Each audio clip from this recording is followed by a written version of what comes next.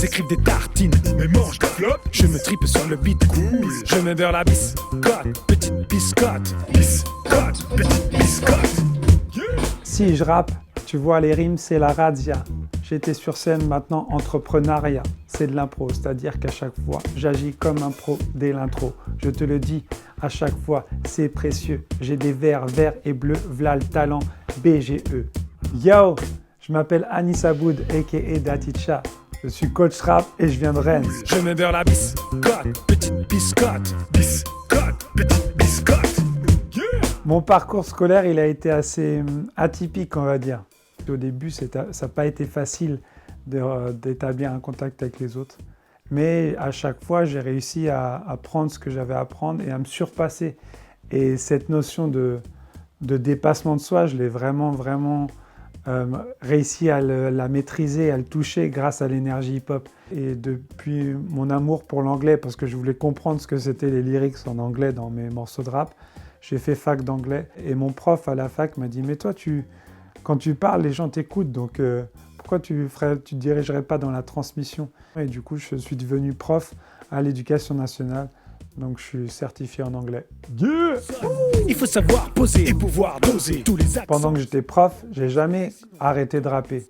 J'en suis venu justement à ce mix entre rap et transmission au moment où j'ai commencé à faire pas mal de scènes et que autour de mes scènes, j'ai eu l'occasion de faire des ateliers où j'enseignais, je transmettais ma passion.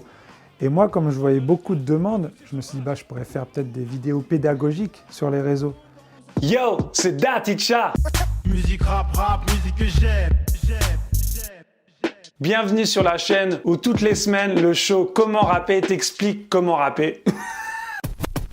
Ce que je propose dans mon activité, principalement aujourd'hui, c'est du coaching rap. On m'envoie un petit document audio de ce que la personne fait et je tire des axes de travail à partir de ça. Après, on se capte 1 heure en one-to-one. Il y a une autre chose que je propose, c'est des retours de freestyle. Et là, je m'appuie encore une fois sur mon énergie de prof. En gros, quand on m'envoie un morceau, moi, je peux détailler le morceau. En gros, je peux faire un diagnostic sur le flow, sur l'écriture, sur comment on pose la voix sur l'enregistrement ou le mix en général. Et ce que je vais mettre en place bientôt, c'est des masterclass en présentiel avec des structures comme des MJC ou des structures événementielles, et aussi sur Internet. Et mon projet à long terme, ça serait aussi de faire des vidéos qu'on puisse acheter sur Internet, sur un site. Yeah. Le beat, c'est comme une biscotte. J'ai dû lâcher ce côté de prof. Je me suis mis en disponibilité en 2016 et justement, j'ai commencé en fait doucement dans le sens où j'ai pris un mi-temps. Ça m'a permis de prendre un peu conscience des enjeux financiers que je devais assurer pour ma famille. Donc c'était là aussi où j'avais une appréhension. Administrativement, je ne savais pas du tout vers quelle structure je devais me tourner. Et j'ai commencé à chercher.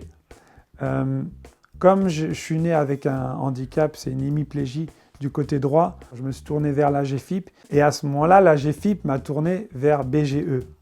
BGE m'a suivi dans mon processus de création d'entreprise et m'a donné l'opportunité de vraiment concevoir mon projet dans sa globalité.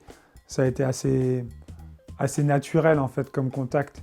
Et comme il y a eu une certaine alchimie entre nous, ça a vraiment facilité les choses. On se voit en visio assez régulièrement et c'est super cool, je me sens soutenu par BGE. L'entrepreneuriat, je pense que c'est pas incompatible avec l'énergie hip-hop. À terme, j'aimerais bien avoir une équipe autour de moi pour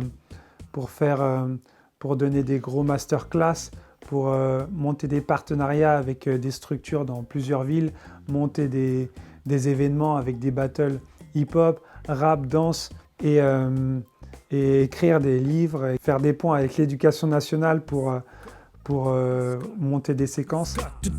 Au début, on m'avait dit « tu n'auras pas le bac », j'ai eu le bac. « Tu ne seras pas prof », je suis prof. « Tu ne seras pas rappeur », j'ai gagné des tremplins, j'ai fait une tournée en France. Aujourd'hui, qu'est-ce que je peux demander de plus à part partager avec les gens? Et je me lève en disant « je fais du rap et je kiffe avec les gens » et en plus, j'arrive à vivre de ce qui me fait kiffer. Je suis épanoui, ça se voit ou pas? et finir au top, finir au top, finir au top, finir au top, finir au top, finir au top.